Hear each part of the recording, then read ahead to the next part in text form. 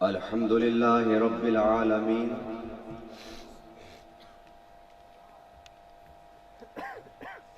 والصلاة والسلام على سيد الأنبياء محمد المصطفى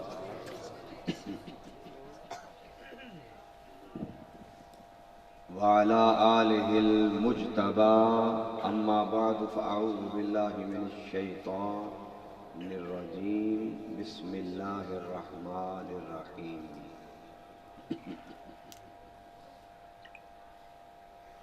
ورفعنا لك ذكرك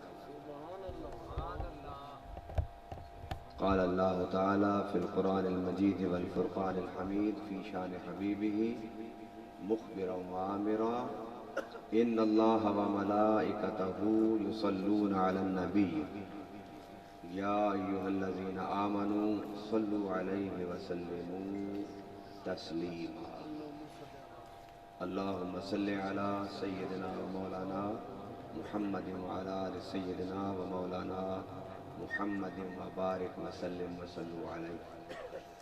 محبت و الفت کے ساتھ ذوق و شوق سے بارگاہ رسالت مآب صلی اللہ علیہ وسلم میں حاجی درود و سلام پیش کرتے ہوئے پڑھیے الصلاۃ والسلام علیکہ یا رسول اللہ، الصلاۃ والسلام علیکہ یا حبیب اللہ، الصلاۃ والسلام علیکہ یا شفیع المذنبین وعلی آلک و اصحابک و اہل بیتک یا محمد رسول اللہ۔ اللہ تعالیٰ کی توفیق سے پیارے آقا صلی اللہ علیہ وآلہ وسلم کی نظر کرم سے ہم سب ذکر میلاد مصطفیٰ صلی اللہ علیہ وسلم سننے اور سنانے کے لیے یہاں جمع ہوئے، اور یہ ذکر وہ ذکر ہے کہ جس کے ذاکر انسان بھی ہیں، جن بھی ہیں، ملائکہ بھی ہیں۔ ذکر مصطفیٰ صلی اللہ علیہ وسلم وہ ذکر ہے کہ جس ذکر کے ذاکر مخلوق تو ہے ہی، مگر اس ذکر کا ذاکر خود خدا بھی ہے۔ اور ذکر مصطفیٰ صلی اللہ علیہ وسلم وہ ذکر ہے جو ذکر قرۂ ارض کے ساتوں بر اعظموں میں ہو رہا، اور صرف زمین پر ہی نہیں، ذکر مصطفیٰ صلی اللہ علیہ وسلم تو وہ ذکر ہے کہ جو رب کی آسمانوں پر بھی ہوتا ہے، عرش و کرسی پر بھی ہوتا ہے۔ مجھے کہنے دیجئے کہ ذکر مصطفیٰ صلی اللہ علیہ وسلم تو وہ ذکر ہے جو لامکانوں میں اللہ اپنے پیارے حبیب کو اپنے سامنے بٹھا کر کرتے ہوئے کہتا ہے السلام علیکہ ایھا النبی۔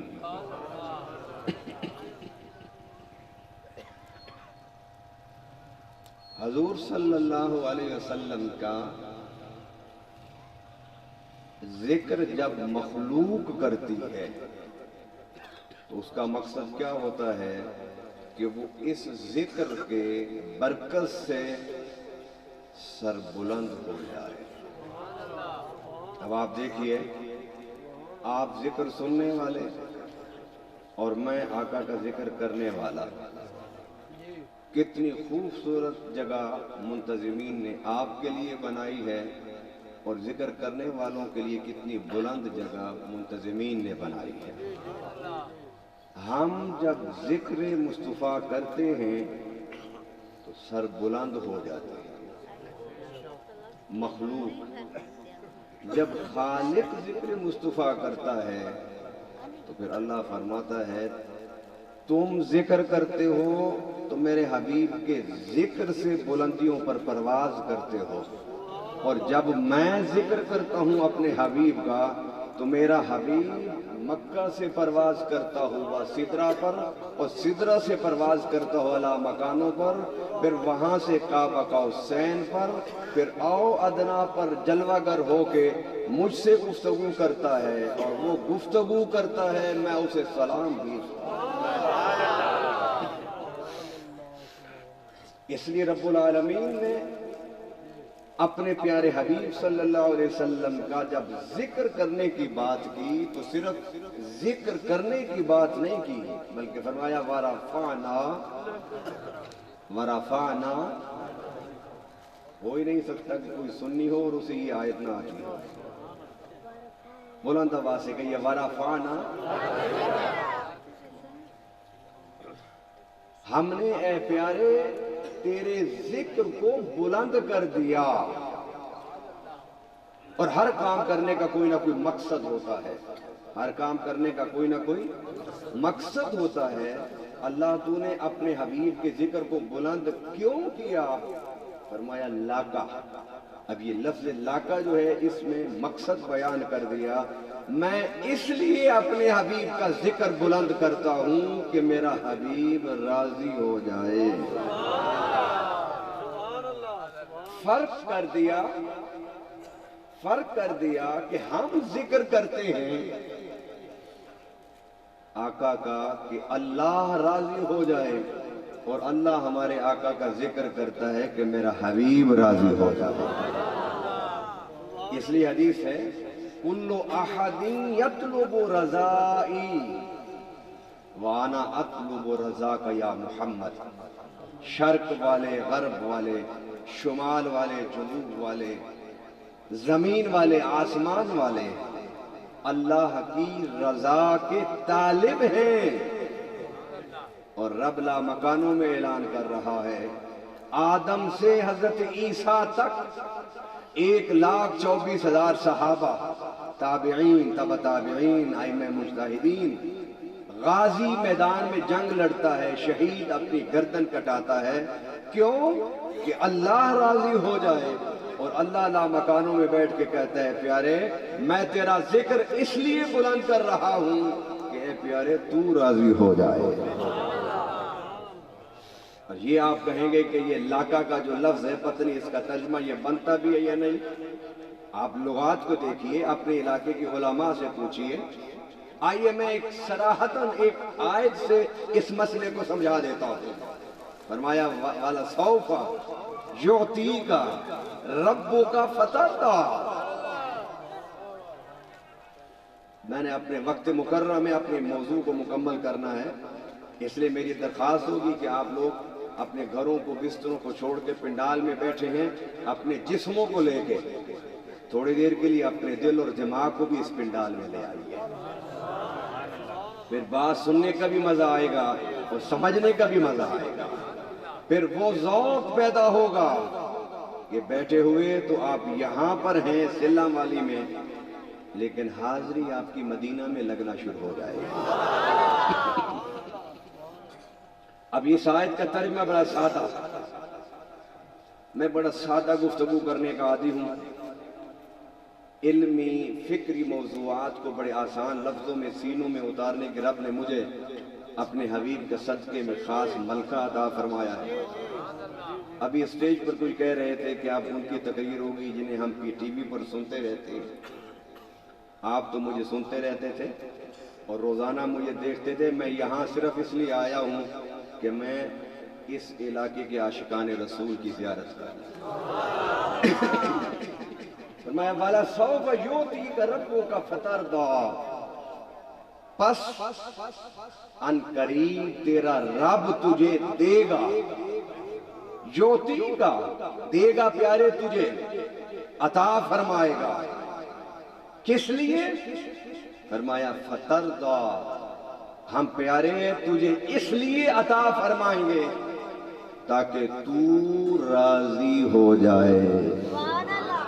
اب یہ لاکا کے لفظ میں نہیں ہے پوشیدہ کہ تو راضی ہو جائے، یہ صراحتاً فرمایا فترضیٰ، ہم تجھے صرف اس لیے دے رہے ہیں پیارے، جو تو مانگے گا عطا فرمائیں گے، تاکہ تو راضی ہو جائے۔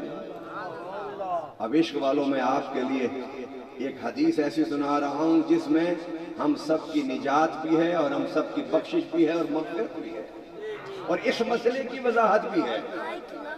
جب یہ آیت اتری تو رب العالمین کے فرشتہ جبرائیل جو یہ وحی لے کے آ رہا تھا، رب نے جب یہ آیت نازل فرمائی تو اللہ کے اس فرشتے کو میرے آقا صلی اللہ علیہ وسلم نے جبرائیل سے کہا کہ جاؤ رب سے پوچھو تجھے پتا ہے کہ میں راضی کب ہوں گا۔ اب جبرائیل گئے اللہ کے پاس کہ اللہ تیرا حبیب کہتا ہے تو نے قرآن میں آیت تو اتار دی کہ میں پیارے تجھے دیتا رہوں گا دیتا رہوں گا دیتا رہوں گا یہاں تک کہ تو راضی ہو جائے گا۔ اب تیرا حبیب پوچھتا ہے کہ اللہ تجھے پتا ہے کہ میں کب راضی ہوں گا؟ ارے اللہ کو نہیں پتا تو پھر کس کو پتا ہوگا؟ مگر یہ سوال و جواب کرنے کی حکمت یہ تھی کہ یہ سوال و جواب محبوب اور محب میں ہوں گے تو ہم جیسوں کو اپنی نجات کی خبر ہو جائے گی۔ فرمایا جاؤ میرے حبیب سے کہہ دو ہم نے کہا ہے کہ ہم تمہیں دیتے رہیں گے کہ تو راضی ہو جائے، اب تو بتا کہ تو کب راضی ہوگا؟ تو آقا نے کیا فرمایا؟ میرے آقا صلی اللہ علیہ وسلم نے فرمایا جبرائیل جا اللہ سے کہہ دے جب تک میرا ایک امتی بھی جہنم میں رہ گیا میں راضی نہیں ہوں گا۔ میں نے کہا تھا نا کہ رضا کی راضی ہونے کا فلسفہ بھی واضح ہو جائے گا، اور اس کے ساتھ ہم جیسے گناہگاروں کے لیے ایک امید اور ایک بخشش کا راستہ بھی کھل جائے گا۔ وَلَسَوْفَ يُعْطِيكَ رَبُّكَ فَتَرْضَىٰ، کہ میں رب سے مانگتا جاؤں گا یہاں تک کہ میرا آخری امتی جب تک جہنم میں رہے گا میں رب سے مانگتا رہوں گا، اور اسے بھی اللہ سے کہوں گا کہ اسے باہر نکال دیں۔ اور حضور صلی اللہ علیہ وسلم نے فرمایا یاد کیجیے حوالے، دلائل اپنے ذہنوں میں بٹھائیے، سر کے ساتھ گر سیکھیے۔ میرے آقا فرماتے ہیں ترمذی شریف میں کہ مجھے اپنے اس امتی کی بھی خبر ہے جسے اللہ سب سے آخر میں میری سفارش پر میری شفاعت پر اللہ اسے جہنم سے باہر نکالے گا۔ میرا موضوع کیونکہ حضور کا علم نہیں ہے، اور حضور صلی اللہ علیہ وسلم نے یہ بتا کے وضاحت فرما دی کہ میرے علم کو نہ تولنا، میرے علم کو نہ تولنا، سارے فرشتے سارے نبی اور رسول بھی مل جائیں ان میں بھی اتنی استعداد نہیں ہے کہ میرے علم کا ادراک کر سکے۔ آخری امتی میں اسے بھی جانتا ہوں کہ وہ کون ہوگا،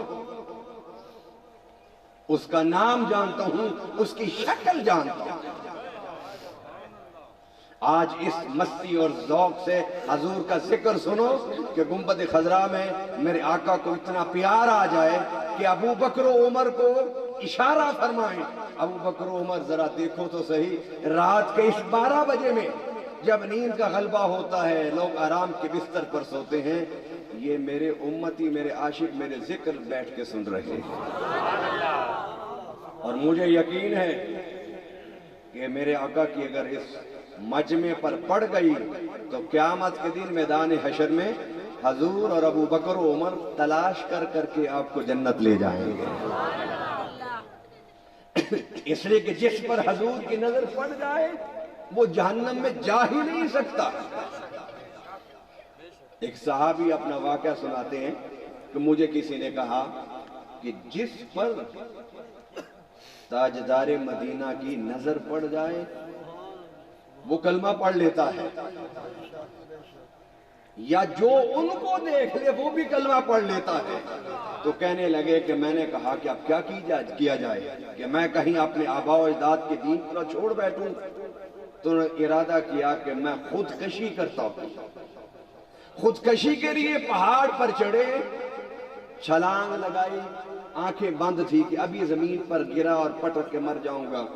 تھوڑی دیر کے بعد کیا دیکھتے ہیں کہ چھلانگ لگائی تھی میں نے مرنے کے لیے، لیکن تھوڑی دیر کے بعد زمین پر صحیح سلامت کھڑے ہیں۔ کہتے ہیں ایسے لگا مجھے کہ کسی نے مجھے اپنے ہاتھوں پر اٹھا کے زمین پر اتار دیا ہے، کیونکہ عقیدہ ان کا بن چکا تھا، یہ یقین ہو گیا تھا کہ آقا کی نظر جس پر پڑ جائے وہ کلمہ پڑھے بغیر رہ ہی نہیں سکتا۔ اب انہوں نے خودکشی کا دوسرا راستہ اختیار کیا، آگ جلائی اور اس میں چھلانگ لگا دی۔ انہیں کیا خبر تھی کہ یہ تو چھوٹی سی آگ ہے، اس میں آپ چھلانگ لگا رہے ہیں۔ نار نمرود جس کی چھ میل تک، 10 میل تک جس کی تپش پھیلی ہوئی تھی، اس میں حضرت ابراہیم کو جب ڈالا گیا تو وہ آگ ٹھنڈی ہو گئی۔ ابراہیم نے پوچھا اللہ یہ آگ کیوں ٹھنڈی ہو گئی؟ فرمایا اس لیے ٹھنڈی ہو گئی کہ اے ابراہیم، آگ اپنے قانون کے مطابق تیرے جسم کو جلاتی، یا جو تیرے پیشانی میں نور مصطفیٰ چمک رہا تھا اس کا احترام کرتی۔ احترام نور مصطفیٰ کے صدقے میں نار نمرود کی آگ نے نبی حضرت ابراہیم کو نہیں جلایا۔ اس کا عقیدہ تھا کہ مجھ پر نظر پڑ چکی ہے، اب میں خودکشی کر لوں۔ آگ میں چھلانگ لگائی، آگ ٹھنڈی ہو گئی۔ ارے جس پر مصطفیٰ کی نظر پڑ جائے وہ کافر ہی کیوں نہ ہو، اگر اس کا یقین ہے کہ نبی کی نظر جس پر پڑ جائے اسے آگ نہیں جلاتی، تو آگ نے نہیں جلایا۔ انہوں نے پھر خودکشی کی کہ میں پانی میں، کسی گہرے پانی میں چھلانگ لگا کے، سمندر میں کسی نہر میں چھلانگ لگا کے مر جاؤں۔ چھلانگ لگائی، سمندر کے مچھلیوں نے انہیں اپنی پشت پر بٹھا کے کنارے پر چھوڑ دیا۔ بڑے پریشان تھے، سوچ رہے تھے کہ اب کیا کروں، کیسے مروں۔ تو غیب سے فرشتے نے آواز دی کہ تو جب تک مصطفیٰ کا غلام نہیں بنے گا تو یہ موت نہیں آئے گی۔ تو کلمہ پڑھا، مسلمان ہو گئے۔ مسئلہ یہ سمجھا رہا ہوں کہ جس پر ایک بار میرے آقا کی نظر شفقت پڑ گئی اس کے لیے جنت فرض ہو گئی، اس کے لیے جنت واجب ہو گئی۔ فرمایا وَلَسَوْفَ يُعْطِيكَ رَبُّكَ فَتَرْضَىٰ، تیرا رب تجھے دیتا رہے گا پیارے، دیتا رہے گا، دیتا رہے گا، یہاں تک کہ تو راضی ہو جائے گا۔ اب آئیے میں قرآن سے ایک اور دلیل آپ کے سامنے رکھنا چاہتا ہوں۔ میں بلا تفریق مسلک و مشرب کے آپ سے یہ درخواست کروں گا کہ قرآن سیکھیے، قرآن کے دلائل پڑھیے، حدیث سیکھیے، حدیث سے استفادہ حاصل کیجیے۔ اگر آپ اپنی دنیا کو سنوارنا چاہتے ہیں، اپنی قبر کو اور اپنی آخرت کو۔ قرآن پاک میں اللہ تعالیٰ نے ارشاد فرمایا، کیا فرمایا کہ حضور مسجد نبوی میں بیٹھے ہوئے تھے تو یہود نے تانا دیا، اور مسلسل تانا یہ دیا کہ کعبہ ہمارا اور شریعت اپنی، یا تو ہماری شریعت پر آ جاؤ اگر ہمارے کعبہ کی طرف منہ کر کے نماز پڑھنی ہے بیت المقدس، یا پھر شریعت اپنی رکھنی ہے تو کعبہ ہمارا چھوڑ دو۔ پروپاگنڈا مدینہ میں ہو رہا تھا، حضور صلی اللہ علیہ وسلم کئی دنوں سے سن رہے تھے، دل پر اثر ہوا، غم زدہ ہو گئے۔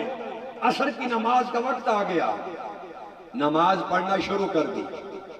نماز پڑھنے کے دوران بار بار میرے آقا کی نظریں آسمان کی طرف اٹھ جاتی، سبحان اللہ، آسمان کی طرف اٹھتی نظریں۔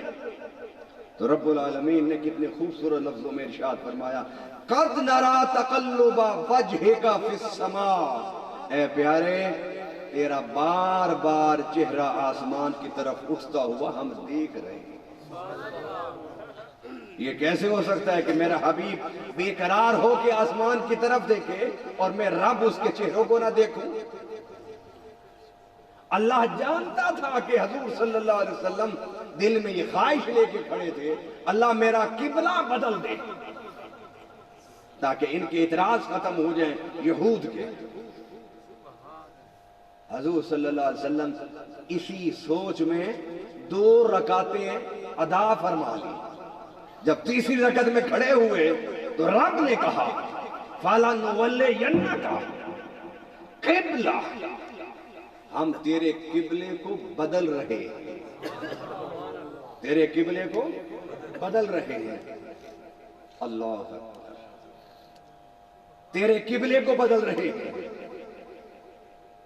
حضور نے پوچھا اللہ سے اگر بیت المقدس قبلہ نہیں اسے بدل رہے ہیں تو پھر قبلہ کسے بنانا ہے؟ تو رب العالمین نے جو ارشاد فرمایا اگر یہی ایک آیت کا جملہ آپ یاد کر کے ذہنوں میں بٹھا کے چلے جائیں گے میں آپ کو ضمانت دیتا ہوں قبر کے جتنے سوال ہیں اللہ اس میں آپ کو کامیابی دے گا۔ مگر یاد کر لیجئے یہ جملہ فَلَنُوَلِّيَنَّكَ قِبْلَةً، اے پیارے ہم تیرے قبلہ کو بدل رہے ہیں، پھیر رہے ہیں۔ اب یہاں پر ایک ضمناً سوال آتا ہے، حضور صلی اللہ علیہ وسلم نے اللہ سے کہا اللہ 2 رکعتیں عصر کی پڑھ لی ہیں، باقی 2 اسی قبلہ کی طرف پڑھ لیتا ہوں بیت المقدس، مغرب سے پھر میں جو تو قبلہ بنائے گا ادھر منہ کر کے پڑھ لوں گا، تیری عبادت پوری کر لوں۔ رب نے کہا پیارے میری عبادت بعد میں ہے، تیری رضا کی تکمیل پہلے ہے۔ 2 رکعتیں تو نے بیت المقدس کی طرف منہ کر کے پڑھی ہیں، اب ہم قبلہ بدل رہے ہیں، اب 2 رکعتیں تو منہ پھیر کے دوسرے قبلہ کی طرف پڑھ لے، اس لیے کہ ہماری وہی عبادت قابل قبول ہوتی ہے جس عبادت میں تیری رضا پوشیدہ ہوتی ہے۔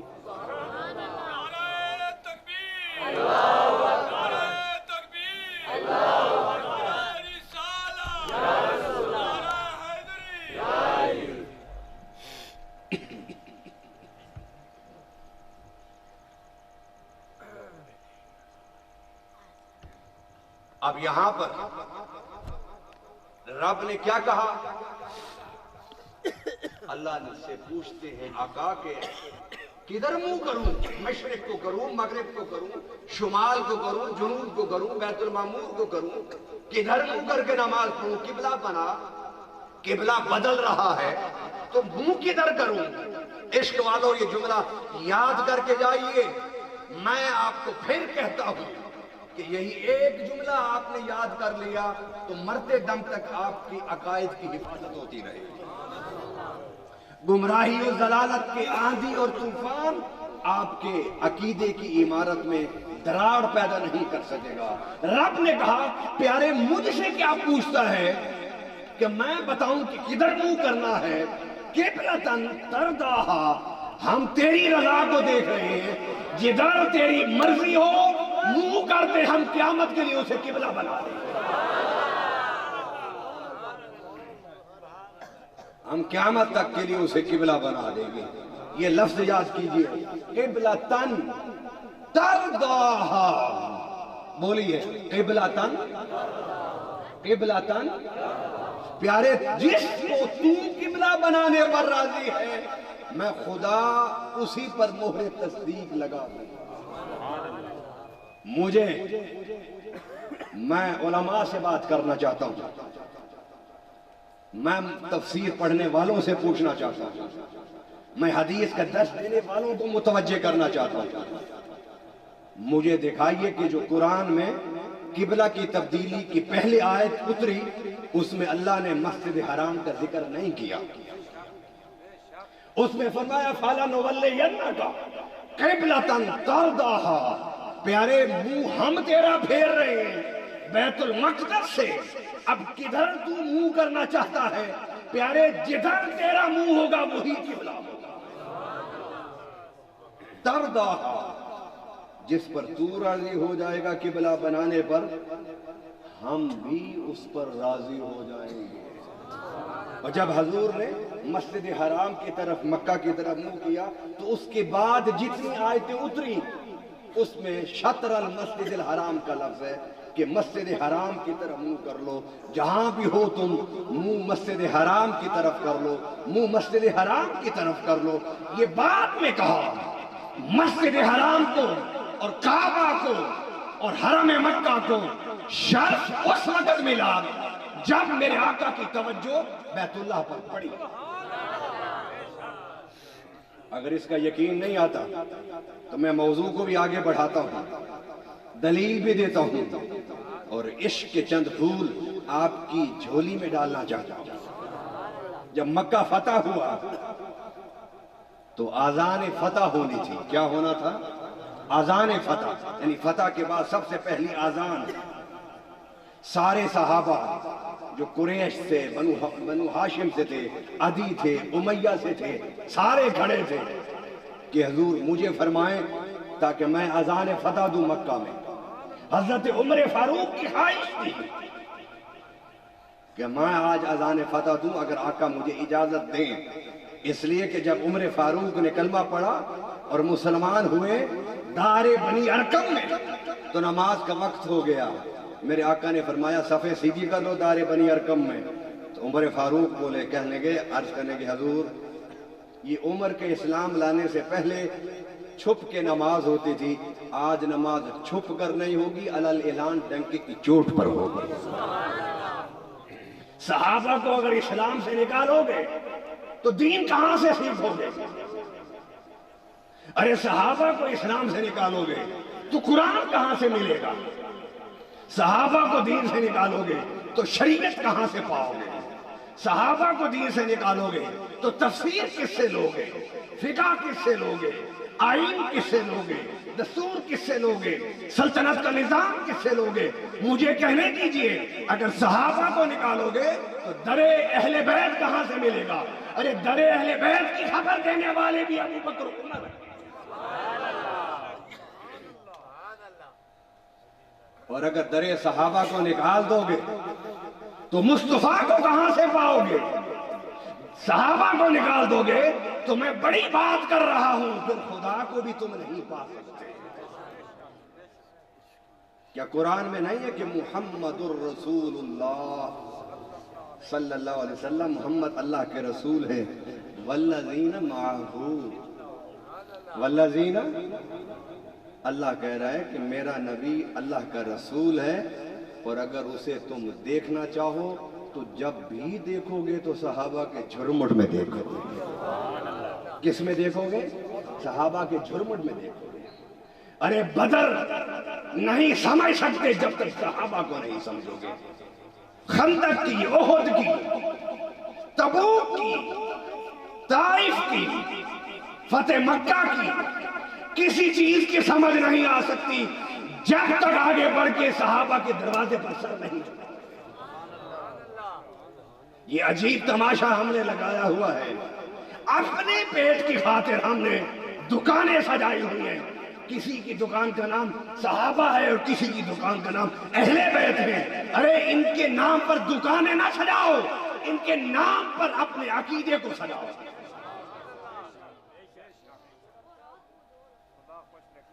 نہ صحابہ کے بغیر گزارا ہے، نہ اہل بیت کے بغیر گزارا ہے۔ اس لیے کہ صحابہ کہتے ہیں آؤ مصطفیٰ کو خوش کرنا ہے تو حسن و حسین کو راضی کر لو، فاطمہ اور علی کو راضی کر لو، اور اہل بیت کہتے ہیں چلے آؤ اگر دین سیکھنا ہے تو ابو بکر، عمر، عثمان و علی کے قدموں پر۔ یہ تو لازم ملزوم ہے۔ اس لیے تو میرے آقا نے فرمایا تھا کہ میرے اہل بیت سفینہ نوح کے مانند ہیں، جو اس میں بیٹھ گیا نجات پا گیا، اور جو رہ گیا وہ غرق ہو گیا۔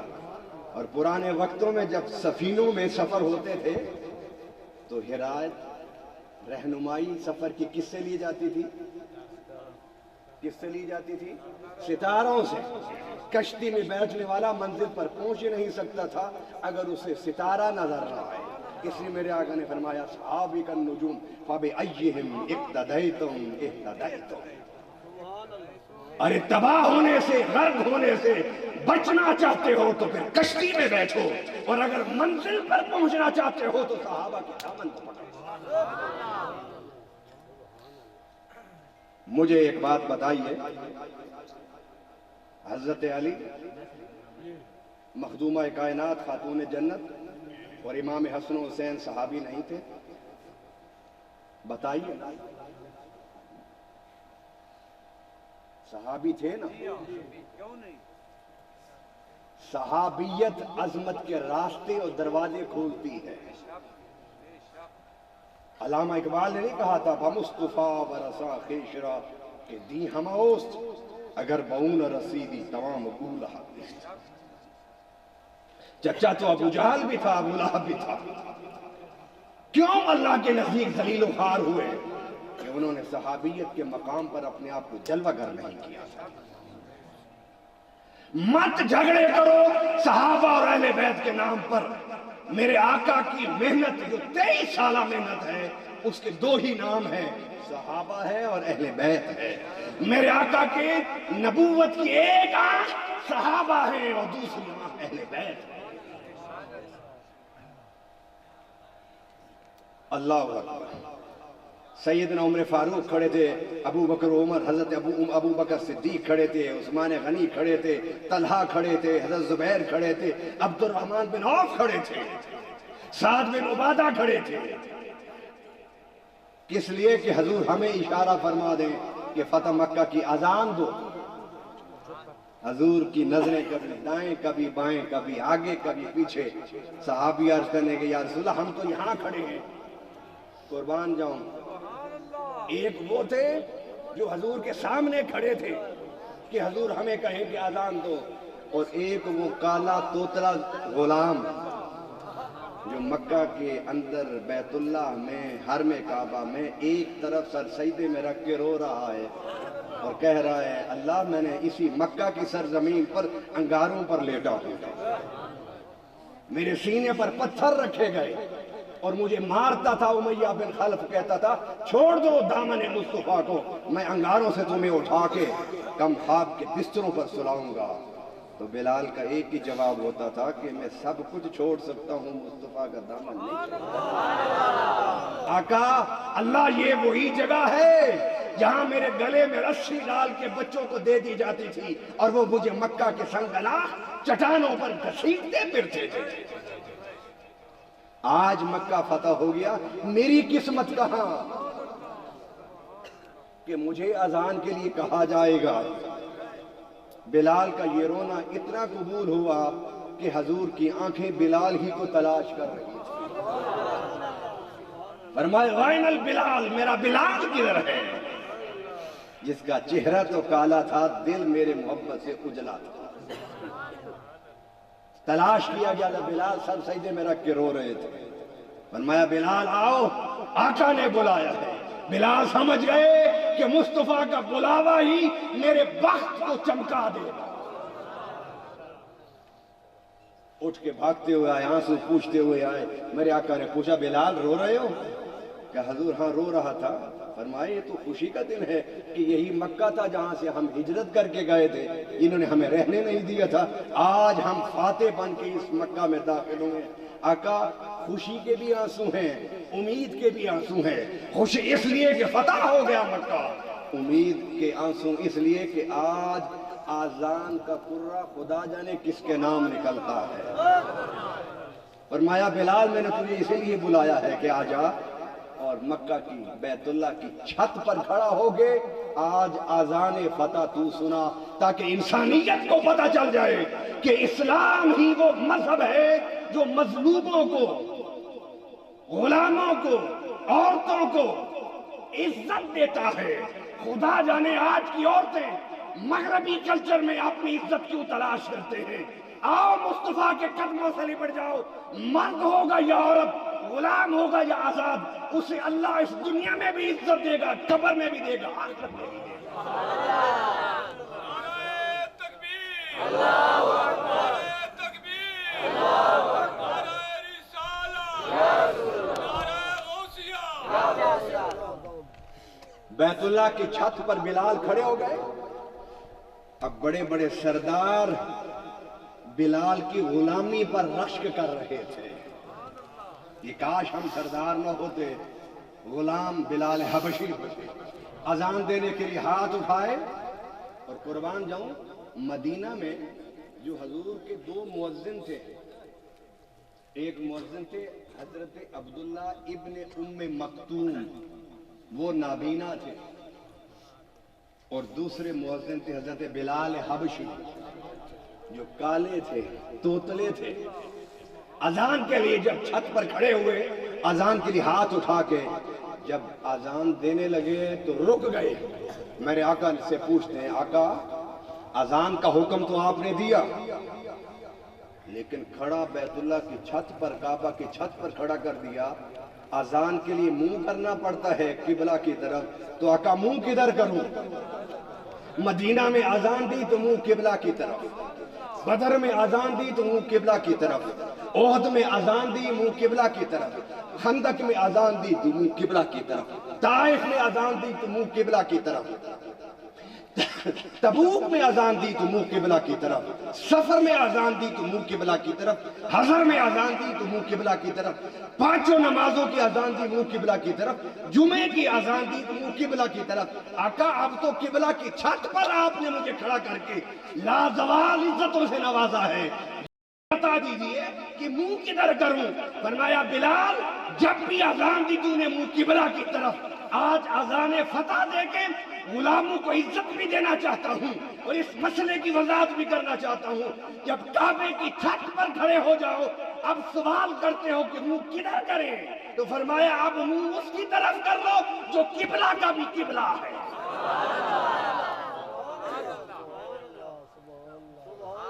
منہ قبلے کی طرف نہیں ہے تو پھر کس کی طرف کر لو؟ منہ قبلہ کی طرف کر لو۔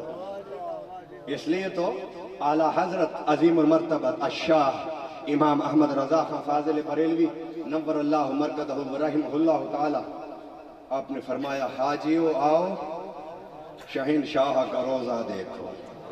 ارے کعبہ تو دیکھ چکے، اب کعبے کا کعبہ دیکھو۔ اس لیے کہتے ہیں آج سے کچھ عرصہ پہلے جب لوگ حج اور عمرہ کر لیتے تھے تو وہاں کے کچھ لوگ کہتے تھے کہ حج کر لیا بھی، حج کر لیا، عمرہ کر لیا، جی کر لیا، میں جاؤ واپس پاکستان جاؤ، اپنے ملکوں کو جاؤ۔ ان کا ہم نے تو مدینہ جانا ہے۔ ہم نے کہا کیا ضرورت ہے مدینہ جانے کی، حج ہو گیا آپ کا۔ اس لیے اعلیٰ حضرت نے فرمایا ارے نادانو، کعبہ کی دیوار کو ذرا کان لگا کے تو سنو، کعبہ کہہ کیا رہا ہے؟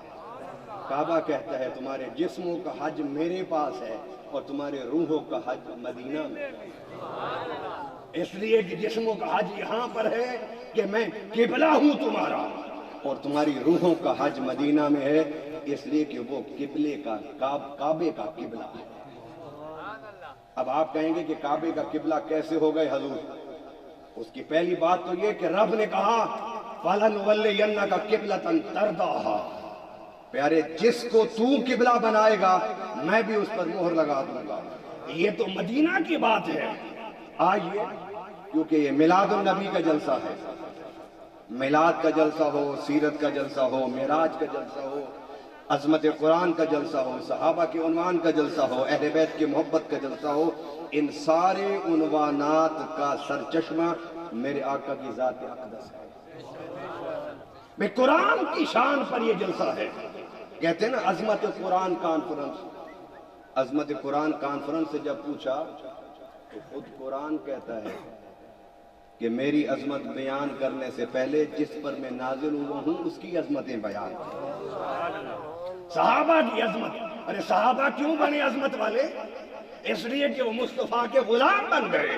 اہل بیت کی عظمت، کس لیے اہل بیت کی عظمت؟ اس لیے اہل بیت کی عظمت کہ وہ مصطفیٰ کا خون بن گئے۔ ارے ولیوں کی عظمت، کس لیے ولیوں کی عظمت؟ اس لیے کہ مصطفیٰ کی امت کے اولیاء بن گئے۔ جس بھی موضوع کو چھیڑے ہوئے اس موضوع کو عظمت اگر ملی ہے تو میرے آقا کی نسبت سے ملی ہے۔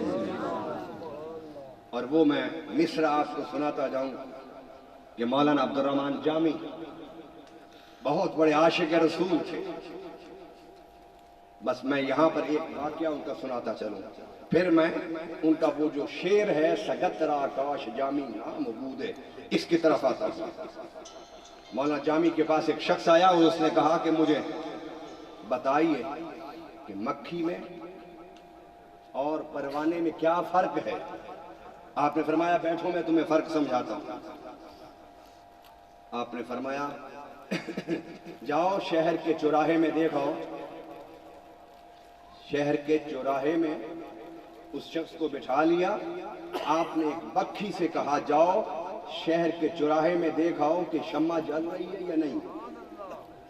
مکھی بھاگتی ہوئی گئی، شمع کو دیکھا اور واپس آ گئی، اور اس نے جامی کو اطلاع کی کہ شمع شہر کے چوراہے میں جل رہی ہے۔ آپ نے پروانے کو بھیجا، پروانہ گیا، فرمایا مجھے آ کر بتاؤ شہر کے چوراہے میں جو شمع جل رہی ہے، چراغ جل رہا ہے، وہ جل رہا ہے یا بجھ گیا؟ پروانہ گیا، ٹائم گزرتا گیا، آدھا گھنٹہ، گھنٹہ، 1.5 گھنٹہ، 2 گھنٹے گزر گئے۔ اس سوال کرنے والا کہتا ہے حضرت چھوٹا سا مسئلہ پوچھا تھا، اتنا ٹائم آپ نے لگا دیا۔ فرمایا مکھی گئی تھی بڑی جلدی آ گئی تھی، پروانہ گیا ابھی تک آیا ہی نہیں، چلو ہم چلتے ہیں دونوں جا کے شہر کے چوراہے میں دیکھتے ہیں کہ وہ پروانہ کدھر چلا گیا، آیا وہ شمع جل رہی ہے نہیں جل رہی۔ جب آپ اس شخص کو لے کے شہر کے چوراہے پر پہنچے، شمع جل رہی تھی اور پروانہ اس پر فدا ہو چکا۔ فرمایا دیکھا تم نے؟ میں تمہیں زبان سے نہیں عملی طور پر سمجھانا چاہتا تھا۔ ارے مکھی وہ ہوتی ہے جو پروانے کو جلتا دیکھ کے پلٹ آتی ہے اور بتاتی ہے کہ شمع جل رہی ہے۔ پروانے کو جب بھیجا جاتا ہے کہ خبر لے کر آؤ، وہ شمع کو دیکھ کے ایسا فدا ہوتا ہے کہ وہ خبر کیا دے، وہ تو خود بے خبری میں جل کے خاکستر ہو جاتا ہے۔ اب لوگ کہتے ہیں کہ رات 12 بجے تک یہ سنی کس طرح عشق مصطفیٰ کا حضور کی ذکر سنتے رہتے ہیں؟ وہی اس لیے سنتے ہیں کہ سنی جو ہیں وہ شمع رسالت کے پروانے ہیں۔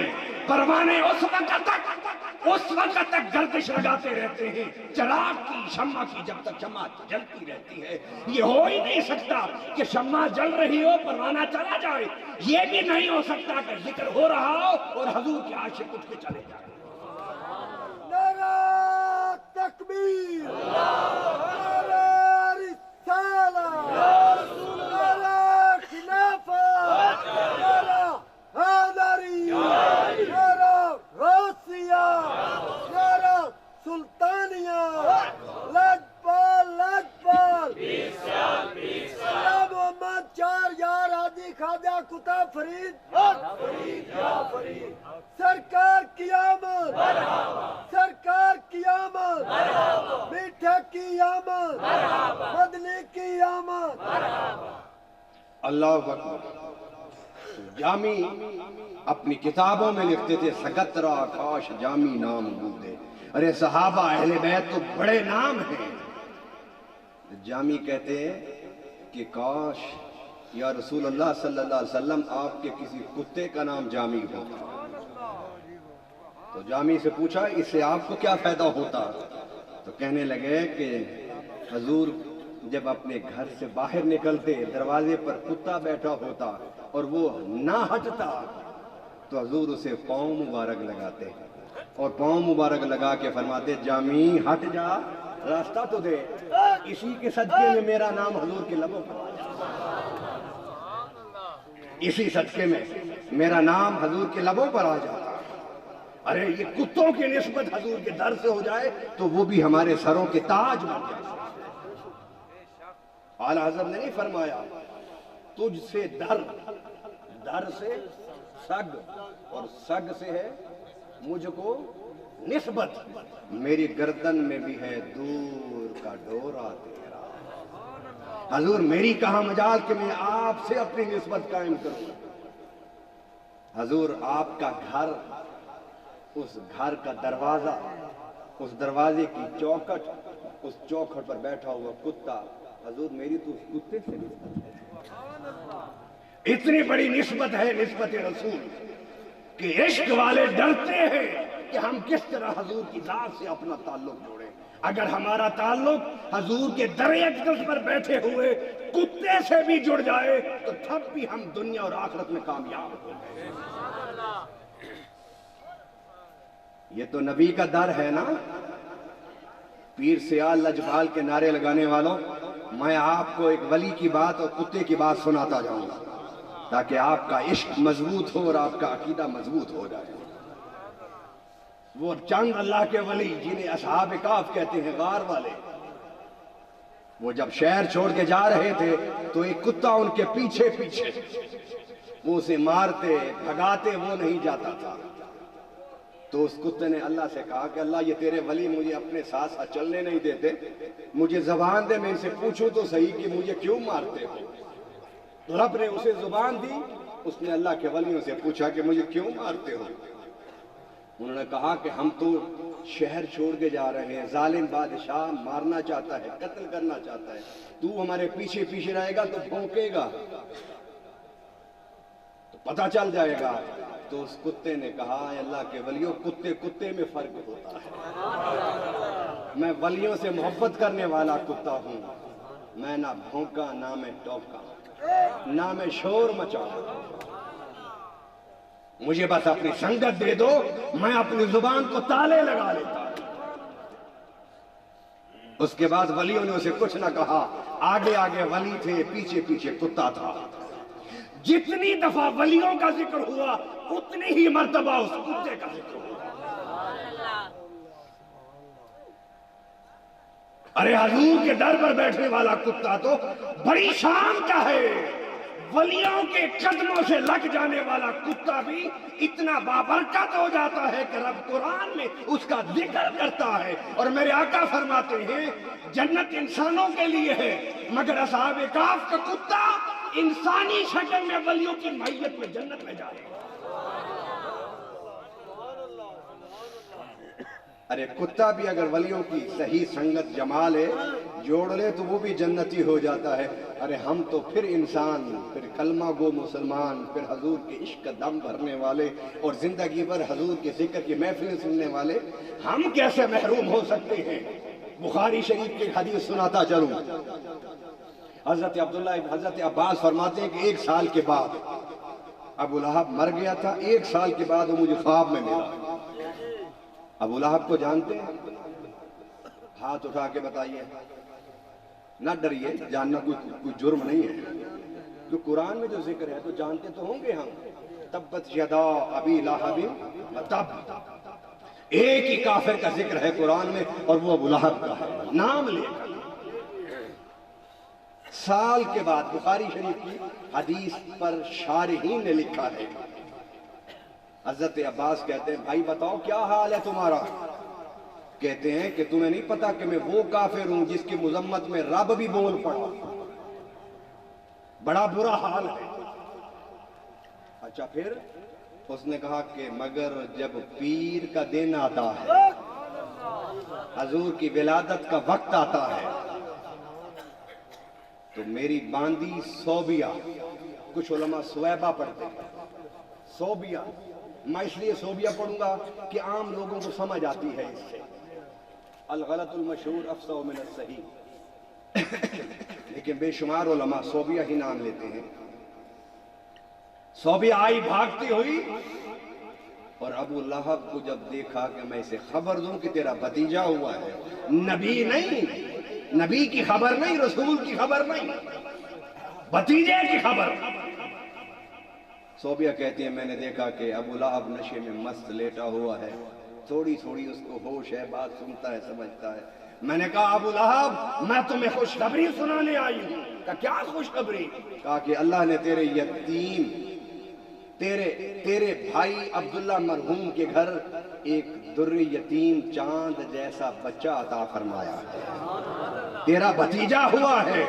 تو ابو لہب نے اشارے سے اسے کہا جا میں تجھے اپنے بھتیجے کی خوشی میں آزاد کرتا ہوں۔ جب وہ وقت آتا ہے رب ملائکہ سے کہتا ہے کہ اس کے عذاب میں کمی کر دو۔ اللہ تو قرآن میں کہتا ہے لا یخفف عنہم العذاب ولا هم ینصرون، کہ ان کی عذاب کم نہیں ہوگا نہ ان کی مدد کی جائے گی۔ تو تیرا قانون ٹوٹتا ہے اگر ہم عذاب میں کمی کرتے ہیں فرمایا قانون تو ٹوٹتا ہے مگر کیا کروں، مجھے اپنے پیارے کے پیار کو بھی تو نبھانا ہے، توڑ دو میرے قانون کو۔ فرمایا اس پر عذاب کو کم کر دو، اور جس انگلی سے اس نے اشارہ کیا تھا صوبیہ جا تو آزاد ہے، اس انگلی کا کنیکشن حوض کوثر سے جوڑ دو تاکہ یہ حوض کوثر کا پانی پی لے۔ کہا کہ بس یہ جو لمحہ آتا ہے، اس لمحے اللہ مجھے پلاتا بھی ہے، کھلاتا بھی ہے، اور عذاب میں کمی بھی فرما دیتا ہے۔ اپنے قانون کو بالائے طاق رکھتے ہوئے، اپنے قانون کو موقوف کرتے ہوئے، حضور کے عشق و محبت کے صدقے میں مجھے کھلانا پلانا اور عذاب میں کمی۔ حضرت عباس پوچھتی ہیں کہ یہ ہر پیر کو ہوتا ہے؟ کہا ہر پیر کو ہوتا ہے، ہر پیر کو ہوتا ہے۔ اب مجھے بتائیے کہ کافر ہو، دشمن ہو، اور جس کی بدگوئی اور مذمت قرآن میں اللہ نے بیان کی ہو، وہ کافر نبی کی ولادت کی خوشی نہیں، بھتیجے کی ولادت کی خوشی منائے تو فیض پائے۔ ہم تو نبی اور اللہ کے رسول اور رب کے حبیب کی ولادت کی خوشی مناتے ہیں، بتائیے ہم کیسے محروم رہ جائیں گے؟ آخری بات سنانا چاہتا ہوں، حضرت حاجی امداد اللہ مہاجر مکی، نام سنا ہے آپ نے ان کا؟ جو 50 سال کے قریب ہوں گے شاید انہوں نے سنا ہو، جو علماء کے جلسوں میں جانے والے ہیں، ہمارے نوجوانوں کو نہیں پتا۔ حاجی امداد اللہ مہاجر مکی یہ پیر ہیں، بریلویوں کے بھی اور دیوبندیوں کے بھی۔ میں اگر دیوبندیوں کا نام لے رہا ہوں تو میں کسی فرقے کی مسلک کی بدگوئی نہیں کر رہا، میں حقیقت بیان کر رہا ہوں۔ میں کسی کے مسلک کو چھیڑوں گا تو نہیں، لیکن اپنے مسلک کو بیان کرنے سے چھوڑ تو نہیں سکتا میں، یا چھوڑ دینا چاہیے مجھے؟ میں کسی پر لان تان نہیں کرتا، کسی کی مذمت نہیں کرتا، کسی کی برائی نہیں کرتا، مگر مجھے اپنے مسلک کو بیان کرنے کی تو پوری آزادی ہونی چاہیے یا نہیں ہونی چاہیے؟ حاجی امداد اللہ مہاجر مکی دیوبندی اور بریلویوں کے پیر ہیں۔ آپ سے کسی نے پوچھا کہ آپ کے مریدوں میں جھگڑا ہو گیا ہے، آپ ہی فیصلہ فرما دیں، آپ پیر ہیں، تو آپ نے ایک فیصلہ لکھا، اس فیصلے کا نام ہے فیصلہ ہفت مسئلہ۔ کیا نام ہے؟ فیصلہ ہفت مسئلہ۔ ہفت کہتے ہیں 7 مسائل میں اختلاف ہوا، ان میں ایک میلاد بھی ہے اور کھڑے ہو کے درود و سلام پڑھنا بھی ہے، قوالی بھی ہے، اسی طریقے سے اور 2-4 مسائل ہیں۔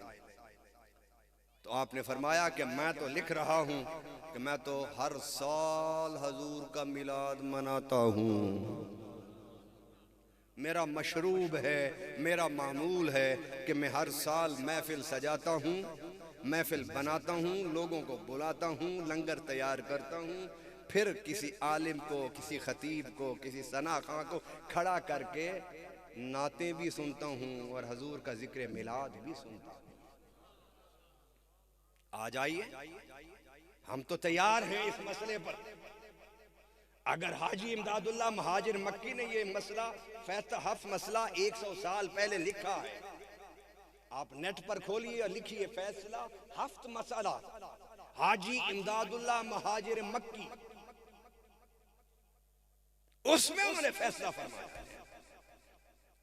بھائی فیصلہ اور اتحاد اور وحدت اور یگانگت اور یکسوئی تو خیر پر ہوگی نا، اچھائی پر ہوگی، بھلائی پر ہوگی، نیکی پر ہوگی۔ جب حاجی امداد اللہ فیصلہ کر گئے جو تمہارے اور ہمارے مشترکہ پیر ہیں، میں آج بھی کہتا ہوں آئیے حاجی امداد اللہ مہاجر مکی کے اس فیصلے پر عمل کرتے ہوئے جب اگلا ربیع الاول آئے تو ہم سارے مسلمان اپنے اختلافات کو تھوڑی دن کے لیے ایک طرف رکھتے ہوئے متفق ہو کے حضور کا میلاد منانا شروع کر دیں۔ اور میں آپ کو ایک خوشخبری سنانا چاہتا ہوں، کیونکہ میں سارے مسالک کے لوگوں کے پاس جاتا ہوں اور میرے پاس آتے ہیں۔ ہمارے لاہور میں جو 100 سال ربیع الاول میں اپنے اداروں کو تالا لگا دیتے تھے اور جو 2-4 لائٹیں ہوتی تھی وہ بھی بند کر دیتے تھے، اس دفعہ انہوں نے بھی اپنے ادارے کے دروازوں کو کھول کے چراغاں بھی کیا اور حضور کا میلاد بھی کیا ہے۔ میں نام نہیں لیتا۔ جب انہوں نے علماء اور مشائخ کا ایک کانفرنس اور ایک اجتماع اور مشاورت کے لیے بلایا، میں اس میں گیا تھا آج سے کچھ ماہ پہلے، تو انہوں نے کہا کہ ہم اسلام کے انقلاب کے لیے حضور کے میلاد کے مہینہ میں میلاد النبی کانفرنس منا کر اسلام کے نفاذ کی جدوجہد کا دوبارہ آغاز کرنا چاہتے ہیں۔ تو میں نے اس کانفرنس میں بھی کہا تھا، میں نے کہا مغالطہ تھا تمہیں کہ 70 سال مخالفت کرتے رہے میلاد کا، آج تم اس پر آ گئے ہو کہ ہم میلاد کے مہینہ میں اسلام کے انقلاب کی جدوجہد کو دوبارہ شروع کرنا چاہتے ہیں۔ میں نے کہا آگے بڑھو، میلاد کو تسلیم کر کے انقلاب کی کوشش شروع کرو، جہاں تمہارا پسینہ گرے گا میں اپنا خون بہاؤں۔ آج کسی بات سے پیچھے ہٹنا بڑا مشکل ہے۔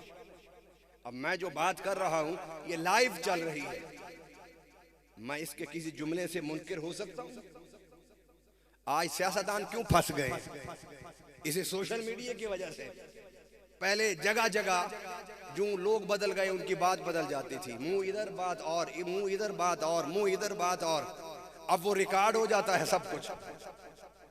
جب وہ اپنا بیان بدلتے ہیں تو میڈیا سارا پچھلا بیان سامنے لے آتا ہے، جناب پہلے وقت میں تو آپ نے یوں کہا تھا، پرسوں آپ نے یوں کہا تھا، ترسوں آپ نے یوں کہا تھا۔ میں آج بھی کہتا ہوں اس سلہ والی علاقے میں اتنی عظیم الشان کانفرنس جو فیضان ہے پیر سیال لجپال کا، میں حضرت شیخ الاسلام خواجہ قمر الدین سیالوی رحمہ اللہ کی روح کو متوجہ کر کے میں اعلان کرتا ہوں، ارے آؤ حضور کا میلاد کے لیے تم اکٹھے ہو جاؤ، ہم تمہارے جوتوں کو اپنے سروں کا تاج بنا لیں۔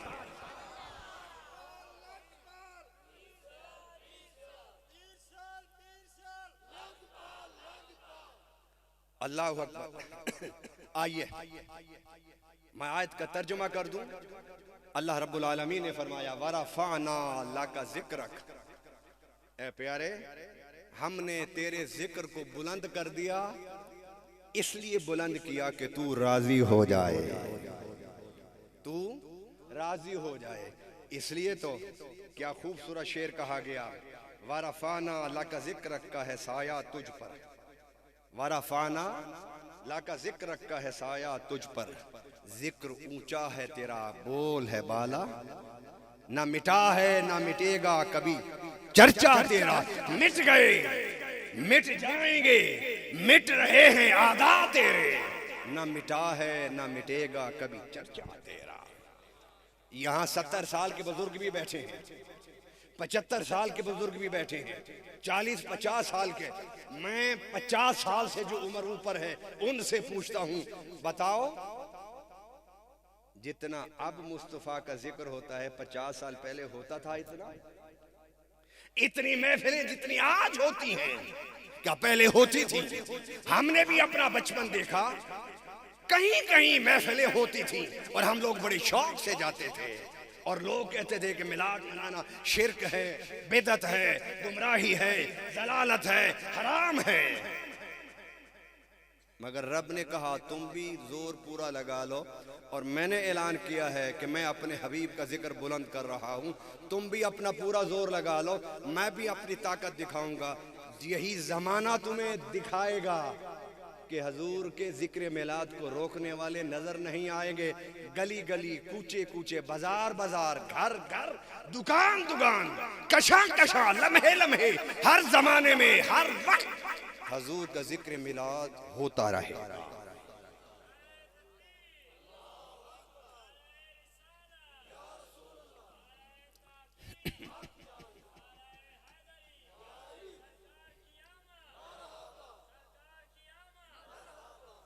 اللہ اکبر۔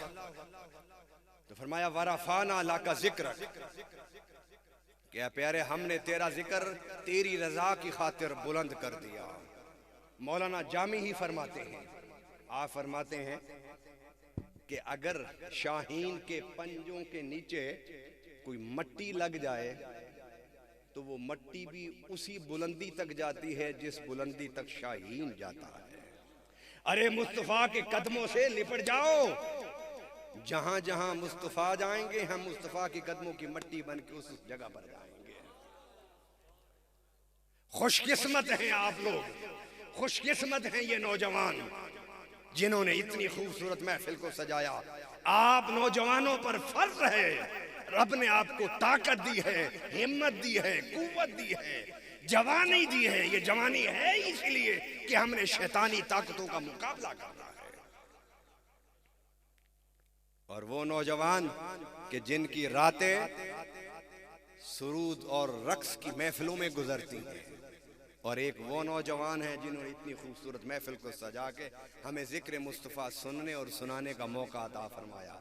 یقین جانیے کہ ان نوجوانوں کو دیکھ کے رب کے فرشتے بھی رقص کرتے ہوں گے، ناز کرتے ہوں گے، فخر کرتے ہوں گے۔ میری دعا ہے کہ اللہ رب العالمین ان محفلوں کو تا قیامت اللہ ان کو جاری رکھے۔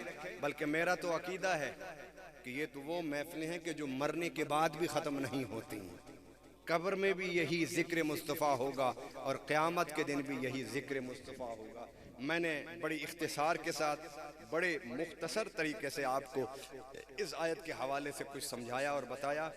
میری دعا ہے کہ مظہر سیالوی جس کی محبتوں اور کوششوں اور محنت سے مجھے یہاں آنے کا موقع ملا اور آپ سے گفتگو کرنے کا موقع ملا، میری دعا ہے کہ اللہ اس نوجوان کو اور اس کے معیت میں، اس کے ساتھ میں جتنے نوجوان ہیں، اللہ ان سب نوجوانوں کی جوانی کو پاکیزہ بنائے، اور ان نوجوانوں کی جوانی کی طاقت سے اللہ دین اسلام کے نظریات کی اشاعت کی توفیق عطا فرمائے، اور ان جوانوں کی جد و جہد سے حق اور سچ جو عقائد ہیں وہ سب تک پہنچیں اور رب العالمین ہم سب کو اپنی جناب سے، اپنے خزانوں سے جو وعدہ ہے اس کا کہ جو نیکوں کا ذکر سننے کے لیے آتے ہیں میں ان کے گناہوں کو مٹا دیتا ہوں۔ اے اللہ اس پاک محفل کا صدقہ کہ جتنے لوگ یہاں آئے اور جنہوں نے اس محفل کو سنا ان سب کے گناہوں کو اللہ مٹا دے، اور تیرے پیارے حبیب کا فرمان ہے اور قرآن میں یہ ذکر ہے کہ جب رب اپنے جوش رحمت میں آتا ہے تو پھر گناہوں کو بھی مٹا دیتا ہے اور ان گناہوں کو نیکیوں میں بدل دیتا ہے۔ اے اللہ ہمارے گناہوں کو بھی اس محفل میں آنے سے مٹا دے اور ہمارے ان گناہوں کو نیکیوں میں بدل کے ہمارے نیکی والے پلڑے کو بھاری کر دے۔ میرے ساتھ لاہور سے بھی کچھ احباب آئے اور چیمہ صاحب سرگودا سے آئے، اور چیمہ صاحب کہہ رہے تھے کہ انشاءاللہ میں بڑی جلد آپ کے سلہ والی میں عظیم الشان کانفرنس کروں گا۔ مجھے تو ایسے سیاستدان اچھے لگتے ہیں کہ جو سیاستدان بعد میں ہوں اور حضور کے عاشق پہلے ہوں۔ اللہ تعالی ہمیں صحیح علماء، صحیح مشائخ، صحیح سیاستدان اور صحیح بیوروکریسی اور صحیح علماء اور صحیح ٹیچر ہر فیضان میں، ہر معاملے میں اللہ ہمیں اچھے لوگ عطا فرمائے۔ جب تک اچھے لوگ میدان میں نہیں آئیں گے، جد و جہد نہیں کریں گے، اپنی محنتوں کے ساتھ آگے نہیں بڑھیں گے، اپنی صلاحیتوں سے پورا انصاف نہیں کریں گے، اس معاشرے میں کبھی نیکی نہیں آ سکتی۔ اللہ تعالی ہمیں نیکی کی اشاعت کرنے کی توفیق عطا فرمائے اور ہمیں حضور صلی اللہ علیہ وسلم کی اطاعت پر، حضور کے عشق پر زندہ رکھے اور حضور کی محبت پر موت عطا فرمائے۔ وما علینا الا البلاغ المبین۔